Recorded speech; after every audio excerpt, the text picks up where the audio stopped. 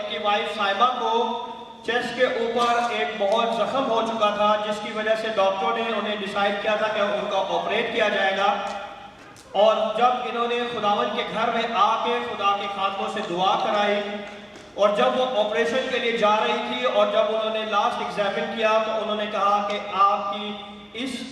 जख्म से हम आपका ऑपरेशन नहीं करेंगे, बल्कि आप ऐसे ही ठीक हो जाएंगे। यीशु के नाम को जलाल दें, खुदावन हमारी हर दुआ का जवाब देता है और हम यीशु के नाम को जला दें। अगर आपको ताली बजानी है तो यीशु के लिए ताली बजाएं, आपके पास्टर के लिए